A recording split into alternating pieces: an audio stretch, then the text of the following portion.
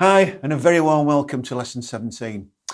And in today's lesson, I'm going to be working a little bit more on the alternate picking technique, applying it once again to the scales, but also using the metronome to hone your timing and explain how the timing works on that alternate picking technique. Then we're going to do a little bit more work on the swing time that I talked about in the previous lesson, and I'm going to apply that to the 12-bar boogie that we learned in lesson 15. And then also to complement the swing time, we're going to apply that to chords. We're going to learn a new song. I'll begin to learn a new song today, which is The Importance of Being Idle by Oasis. So I'm going to give you a little introduction to that one as well. So lots to get his teeth into, and here we go. Okay, on with a bit more work on that alternate picking technique than we talked about last week. And I'm going to also introduce it to the blues scale that we added in as well. So there's a few rules that you need to follow in terms of how to pick up and down or alternately. So I'll just go through it on the minor pentatonic again. We always start on a down pick, and then hopefully if you get it right, you'll finish on a down pick. So we'll just go through the minor pentatonic in A.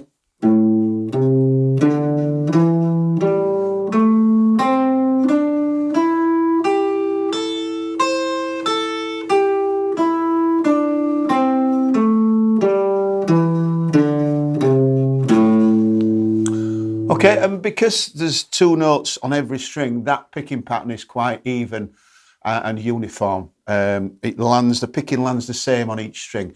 Now the problem when we move on to the blues scale, or we add in the extra notes for the blues scale, is that on some strings we've got three notes on that particular string, and what that does is it swaps the picking over. Now we try and avoid playing two down picks or two up picks when we're alternate picking. So the rule is that we must keep to that alternate picking pattern. Now, when I'm picking through the blues scale, I'll just pick through it, up and down.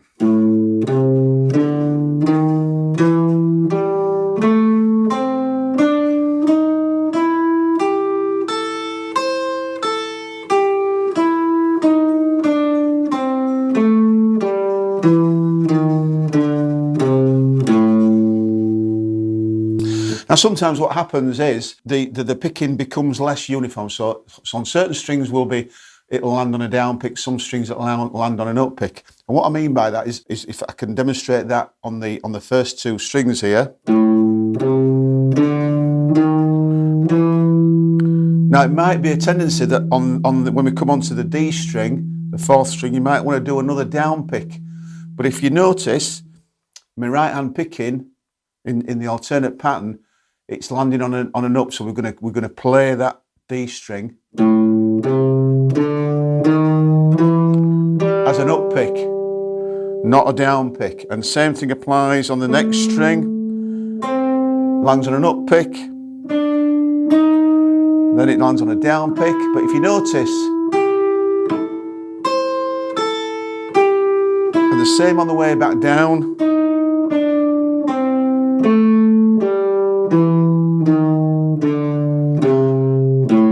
Sometimes my picking when I'm changing strings will land on an up. Sometimes it'll be a down, but I'm all sticking to that adherence of alternate all the way. So we never do two up picks to transfer onto the next string, and never two down picks as well on the way up the scale.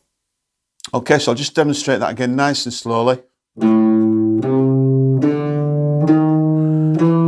So not a down pick there, that's an up pick, and an up pick on that string.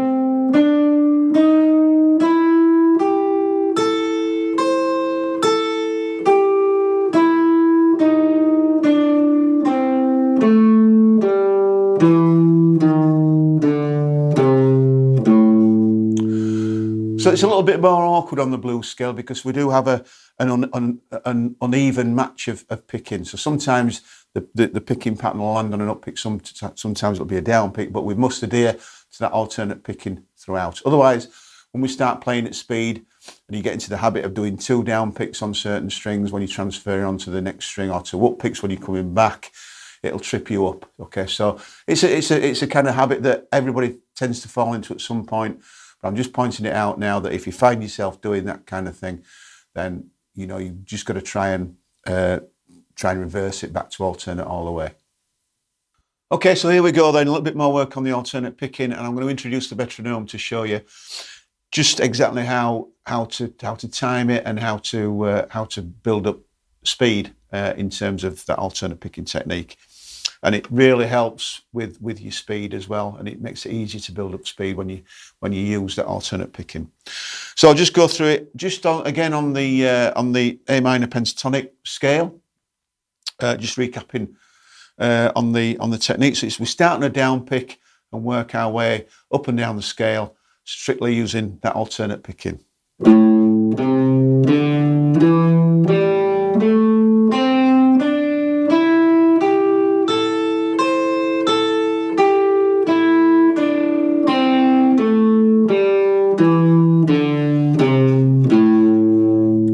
Okay, so once you're comfortable with that, you've had a good few run-throughs, then you can give it a go with the metronome. And this is how I'd like you to use the metronome. So first of all, if we set the tempo at 90, which is where we said that that I wanted you to get to with the minor pentatonic scales and the blues, set it to 90, and to begin with,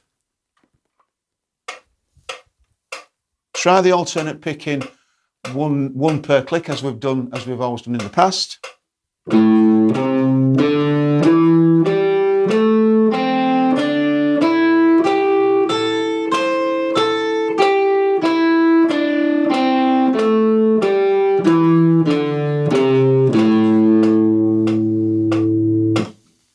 So once you're comfortable at picking at 90 beats per minute, one note per click, with the alternate picking style, then the progression on from that is slightly different, and it's a little bit trickier to negotiate. So what I'm going to do, I'm going to slow the metronome down now, and I'm slowing it down to 60 beats per minute. But what we're aiming to do this time is to place one pick on the click and one in between on the offbeat. Okay, exactly like we've done with the strumming in the past, but with the alternate picking on the single notes. So the metronome's going a lot slower, but your picking will actually be quicker because we're playing in quavers, one at every other click. So here we go.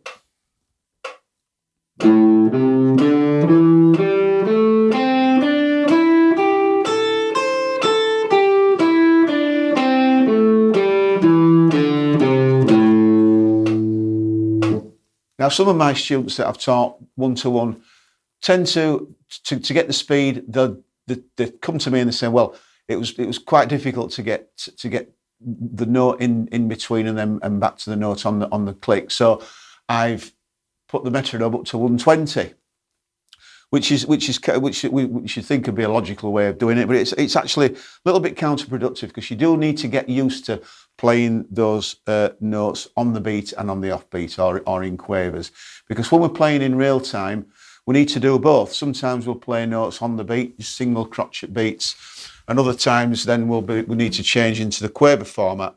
So I'll just show you what I mean. So it's important to be able to play in both timing formats. Crotchet beats.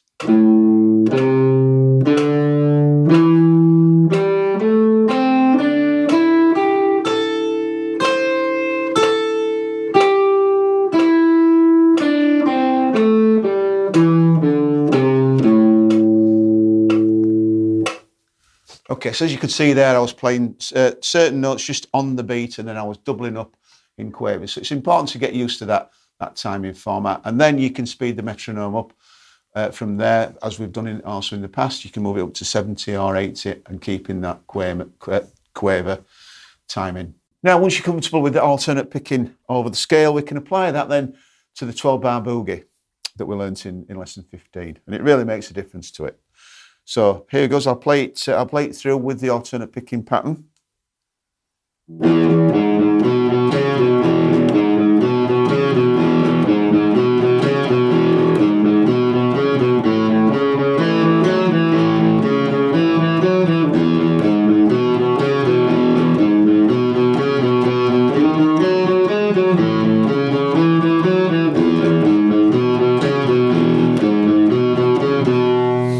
Now, as you could see there, I kept me picking strictly alternate. I started each sequence on a down pick, and that's important. It's sometimes easy to get sort of tripped up and maybe play two down picks when it should be an up pick in there, or likewise 2 up picks, and that can trip the whole sequence up. So we always check yourself that you're starting that sequence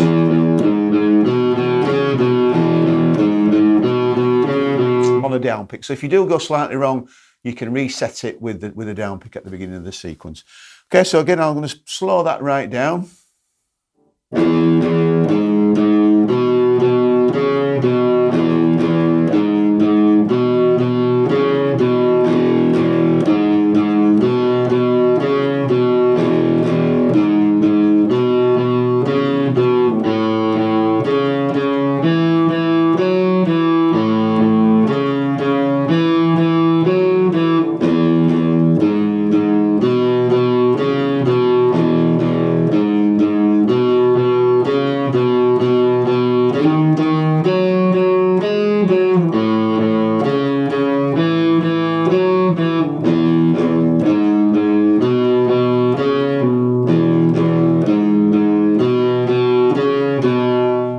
Okay, and there we have it. Nice and uniform, nice and even. Take it nice and steady. Keep that timing nice and steady, and then you can speed it up as always when you're comfortable.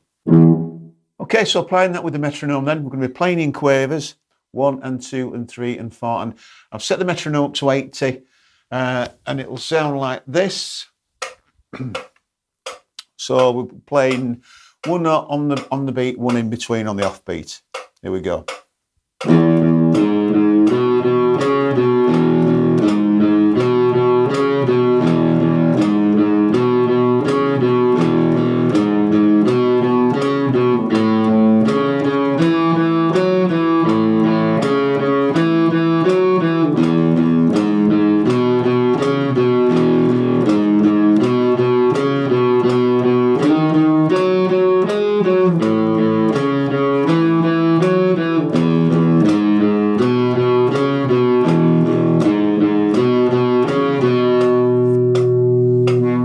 And it'd be good if you could aim to speed that up to ideally, say 100 beats per minute, which I think is doable. Simply because that kind of boogie tends to be played at quite a fast tempo. So the faster you can play it, the better, really. So here we are at 100.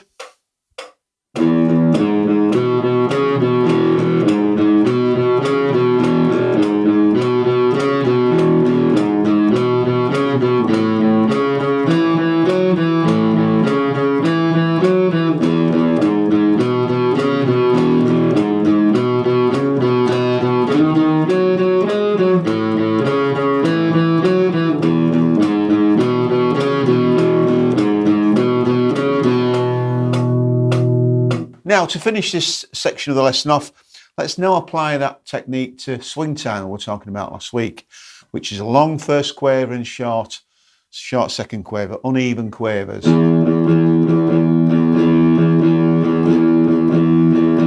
Okay, so we can apply that to the boogie, and it'll sound better, I think, in that format. And a lot of blues, as I've said before, is played in that swing time. So here we go. Still alternate picking, strictly alternate picking, exactly as we've done before.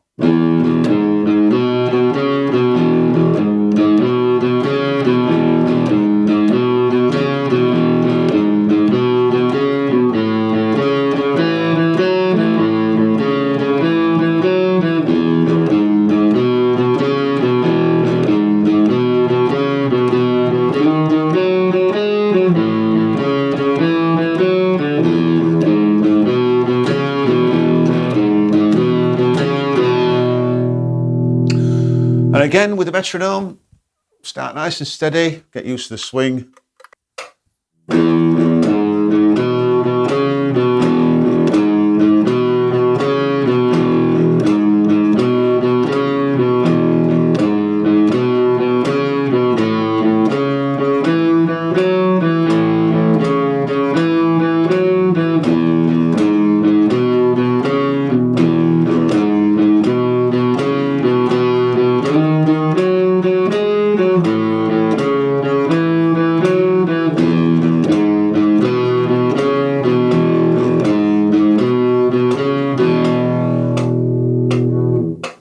once again, when you're comfortable with that tempo, speed it up to 100 and see how you get on.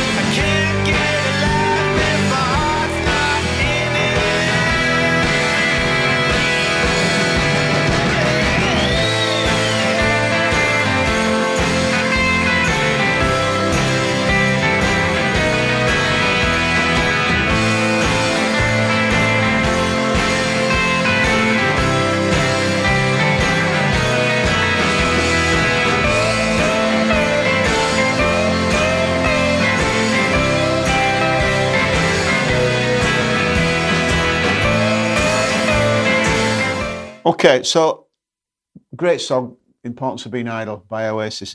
It's a great song for many reasons. I love the video to it, the official video to it, by the way. But it introduces that swing time element and just shows how it's used across all the genres. So it's used predominantly in blues, but also in the rock and pop world as well. I'm going to just walk you through the chord arrangement first of all. We'll just look at just going through it in down strums and timing first of all, and then in the next lesson we'll look at the strumming patterns more closely. So first of all, the intro. We'll look at, like I said, we'll look at the intricate strumming patterns next week. But basically, we've got 1, 2, 3, 4. Okay, that's 3 beats on the A minor and 1 beat on the E major. So 1, 2, 3, 4. 1, 2, 3, 4. 1, 2, 3, 4. 1, 2, 3, 4. So in that last bar, I was playing just 1 beat on the 1, 2, E to A minor on 1 beat each. Okay, and then we've got a kind of 4 bar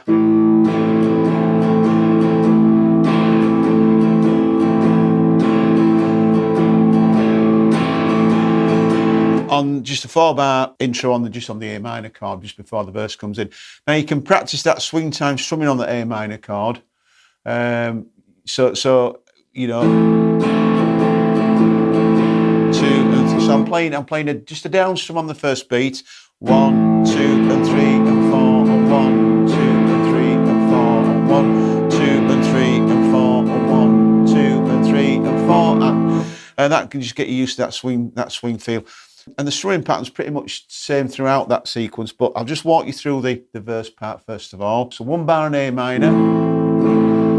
Okay, then we've got what we call an F major 7, which is first finger on the first fret, 2nd string, 2nd finger on the 3rd string, 2nd fret, and 3rd finger on the 3rd fret, 4th string. It's a bit like a C shape, but with your 2nd and 3rd on the highest string there. And we can keep the 1st string open. Now F is quite a tricky chord, so we start with the F major 7 there, but then eventually to play a full F we have to bar the first 2 strings with your 1st finger. So it's a good progression from an F, or what's called an F major 7, onto a full F major, which we eventually have to get to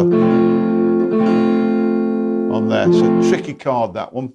But we only need to play as an F major 7, so your first finger doesn't have to hold down 2 strings. It can just hold that second string down, and we can strum just four strings on the F there. So we've got 1, 2, 3, 4 to F major 7 for a bar. 1, 2, 3, 4.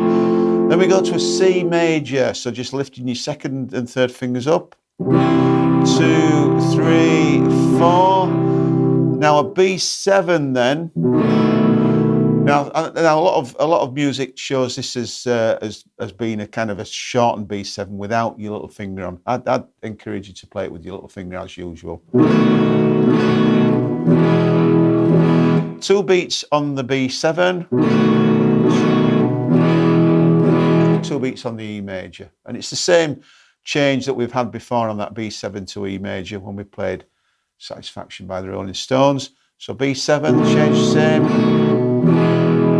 Okay, so all together, and that repeats 4 times for the verse. So 1, 2, 3, 4, 1, 2, 3, 4, 1, 2, 3, 4, 1, 2, 3, 4, and that's played through 4 times. Okay, now the chorus is D minor to A minor, D minor to A minor, 1, 2, 3, 4, 1, 2, 3, 4. And we play that change 3 times. 1, 2, 3, 4, 1, 2, 3, 4, 1, 2, 3, 4, 1, 2, 3, 4. Then we go then to the F major 7. 1, 2, 3, 4, 1, 2, 3, 4. 2 bars on the F major 7. 1, 2, 3, 4. 1 bar on G major. 1, 2, 3, 4. 1, 2, 3, 4. 1, 2, 3, 4. 1, 2, 3, 4. And 4 bars on the E major there before we go into the solo. So that's the verses and the choruses that you can get used to. And then we'll put those into the strumming arrangement for next time. Okay, lots covered in this lesson, and so your practice schedule for this particular lesson will be as follows. I said a few lessons back that it's good to run through all your technical stuff, your scales, your chords, as part of a routine warm-up and as a beginning for your practice session. So you can do the same. Don't forget your power chords as well. Practice your power chords, and then go on to put them into the songs that we've learned. Applying the alternate picking this week, particularly to your practice schedule, is important. Getting used to the metronome, using the metronome, and getting used to that alternate picking, and then applying that to the 12-bar boogie, and then trying to play it in the swing time that we practice. It's important to get used to that swing time element as well. And then practicing your Oasis chords for the importance of being idle. You can practice the swing time strumming on the A minor if you so wish, as I demonstrated, but I'll be putting those chords into the specific strumming patterns next time on the next lesson. So enjoy, have fun, and I look forward to seeing you next time.